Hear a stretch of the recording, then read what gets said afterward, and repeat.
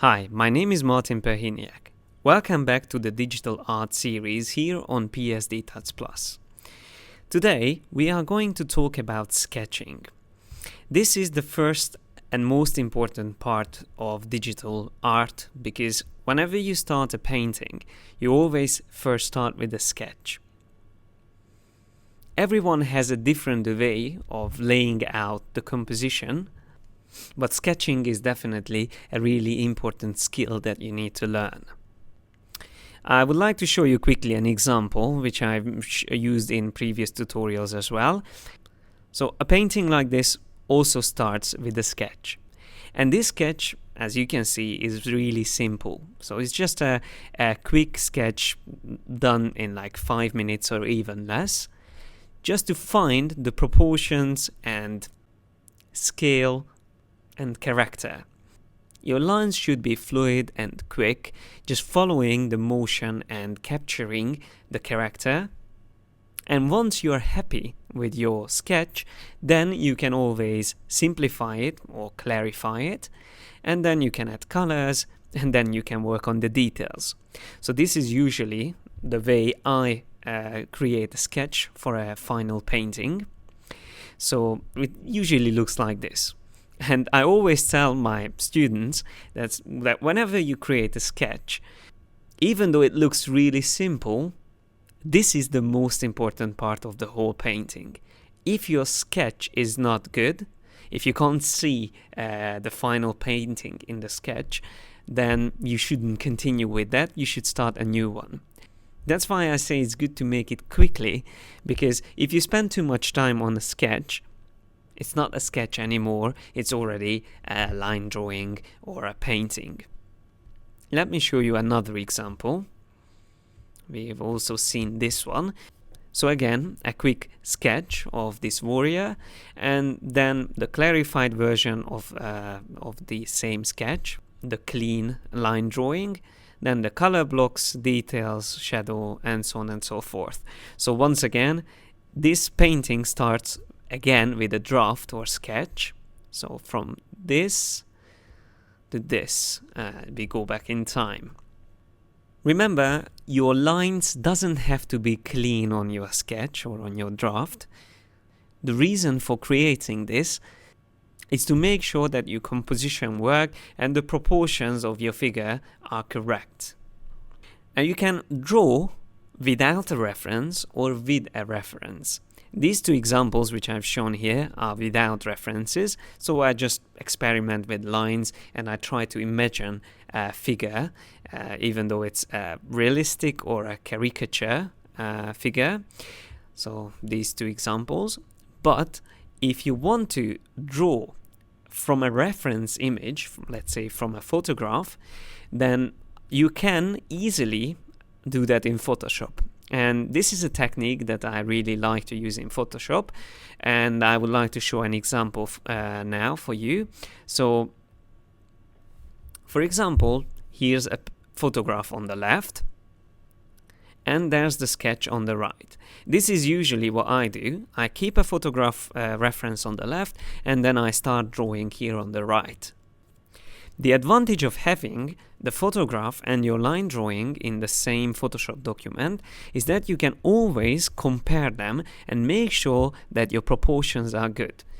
I highly recommend not to draw over photographs, so don't start using your brush and starting draw over a photograph like this, okay? Because that's just simply copying or tracing an image.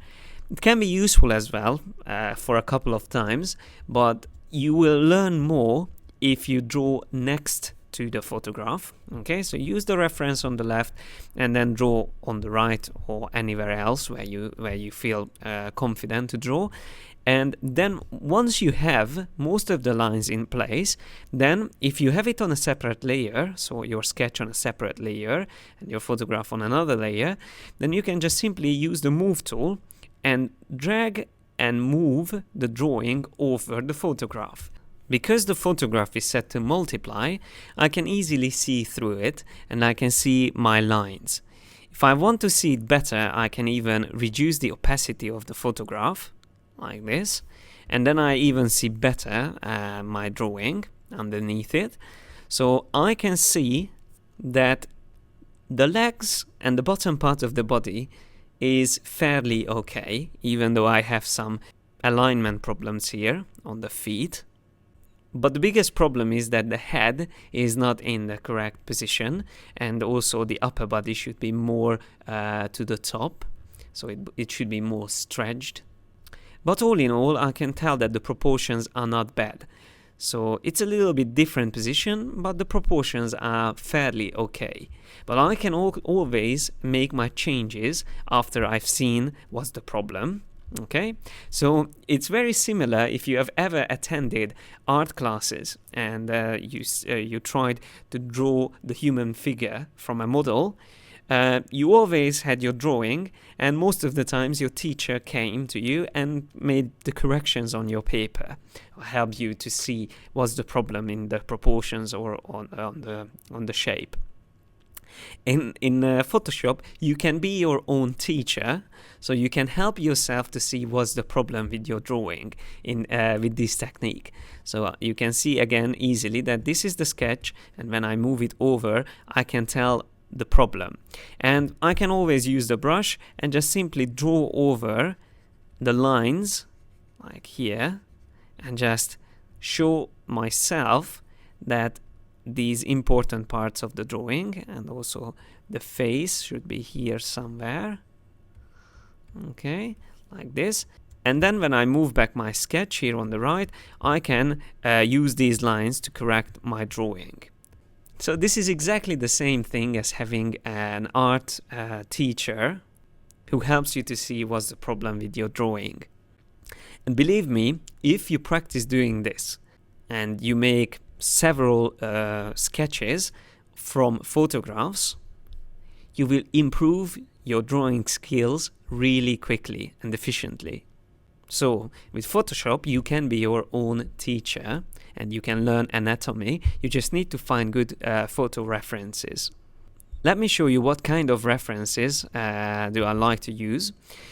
So here in Bridge I have a couple of examples. These images are great where you don't have the usual standing figure, but you have quite complicated movements, and I really like to use dense movements when I practice drawing, but this is a bit more advanced. You can always start with easier photo references, but I'll just show you a couple of them quickly. So it's great to work with these because you get to know the shape and form of the body and the proportions if you practice with images like these. And obviously if you're drawing people, it's always good to have naked pictures just to see all the details, like on the muscles and on the skin, and you can even see on some parts the bones. Also good to draw from photographs where you have more than one person and you can see the interaction, the tension between them. And if you find a good reference, you can create one sketch from it and then try again next time. So you can use the same reference to practice for several times until you get it right without any corrections. Sketching and drawing is similar to learn the piano, for example. It's all about practice. So the more times you try to draw the same image or drawing from the same reference, the better you will get every time. So each time you improve. You just have to be very patient. This is also another great example which you can use to draw from. And then there is another interesting way to use references on the computer. It's called Virtual Pose, and I will show you the website where you can find this application. It's actually a movie file, MOV file, this example, and I'm going to use Preview just to show you how it works. So with this file, I can click on the image and turn it around to see all the details on it. So I can find an angle which I prefer to draw from. And this is the website where you can purchase these products, so virtualpose.net. I highly recommend to use these as references as well. I think they are even better than just using a simple image, because you can always turn it around and see properly the whole human figure. But as I said, it's not that essential to have references. You can always use your imagination. But if you want to improve your skills to make sure that your human figure is good in proportions, then first you should practice from references. After several hundred of sketches, you will be able to draw on your own without any references. So you will have a really good idea about the human figure, and you will be able to come up with the poses on your own without any references. There's a couple of more things it's good to know when you're drawing from a reference. It's good to know that you can use the rulers. If you go to View menu and choose Rulers, and then click on one of the rulers, like on the top for example, you can set these guides to help you align specific parts of your drawing, of your sketch, to the photograph. So you can set these points where you need to make sure that you are following those lines. For example, like this point as well, the legs, and then the shoulder, and so on and so forth. So you can already see that here on the shoulders I have a problem. So the shoulder should be more to the top, and also the hand should be more towards closer to the head.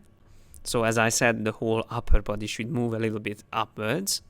You can always hide them. Under the View menu you can find Show, and just simply turn off guides if you don't want to see them. To draw a sketch, I usually use the brush tool with a small brush size. Usually I set it up around 3 pixels. The hardness, I keep it usually on 100%, but you can always change the opacity of the brush. So like this is how it looks like, my line drawing. But if I set it, for example, to 30%, I just simply press 3 on the keyboard, and that will change the opacity of my brush. Then I will have an even less opaque, more transparent line. So it's more faded. But again, it's up to you how you prefer to sketch. Maybe you like to work with solid lines, maybe you like to use these faded lines. But here in Photoshop it's really simple to make changes to the opacity of your brush. And now that we talked enough about the importance of sketching, I would like to show you complete sketching from a reference example. And I will speed it up just to make it quicker. But you will see the whole workflow from start to finish. So the final image will be still a rough sketch, but that's the foundation of the final painting. So let me set up the document first of all. I go to Bridge and I open the image which I would like to use. So this is the image that I'm going to use for drawing, for creating my sketch. I select the crop tool and I select the whole image, and then I just simply create enough space here on the right for my drawing. Okay, so this is how I set it up, and then I create a new layer. Okay, I make sure that I don't draw over this layer, so I lock that layer, and I select my drawing layer which is on the top. I select my brush and I can start drawing after this. So first of all, I just create the lines quickly, and as you can see, I'm just quickly sketching up all these details. And first of all, the movement is more important, so you have to capture the whole movement, and just don't bother first about the details. Just draw quickly with these sketchy lines. And once you have a foundation, you can also try to emphasize the volume. That's why I'm drawing over some of the parts, so inside my outlines as well. Now I use the rulers or the guides, to see the problems, the alignment problems. And I already see that on the head I need to make some corrections. Then I will probably redraw the arm as well. Yeah. So now, after I did these changes, so I can tell that I had some problems thanks to the guides, I moved it over the reference image and I make again some corrections. I still see that the leg on the bottom, or the feet, has to be corrected. I'm working more on the outlines and I'm trying to define the shape. Now I'm again moving over the image and I see the problems. So this is the part like when the teacher comes and helps you to find the problems on your on the alignment or proportion problems. So again, once again, I draw over the head. That's a bit difficult because always if your model has hair, that can make a difference. So first I like to draw it without the hair, so you need to guess where the skull is. And I'm doing the same thing. I'm moving back and forth my model and the sketch just to see the problems that I have. And I'm getting close now. I just need to fix some of the lines on the legs. And finally, I will concentrate on the upper body. I'm just erasing some of the lines because I had too much sketchy lines. So I just clarify a bit the whole drawing. And now I can see that the upper body has to be fixed, and also the arm on the top. So I'm working on those parts a bit. And still some lines on the upper body has to be fixed. I'm going to check, and I will see that on the arm on the right side, which is the left arm, I have had to fix some lines again, and still the bottom line of the upper body has to be fixed. And I try to guess the lines, so the shape of the chest, and I try to find all these lines and fix them properly. And I think this is good as a foundation. So thanks a lot for your attention. I hope you enjoyed this tutorial and I hope you found it useful. And remember, try to practice as much as possible to improve your skills, your sketching skills. In the next tutorial, I'm going to talk about colors. So how to work with colors and how to set up a color palette. I will also show you a quick speed painting using colors. So make sure that you come back next time and continue learning about digital art with me. Thanks a lot for your attention and see you next time.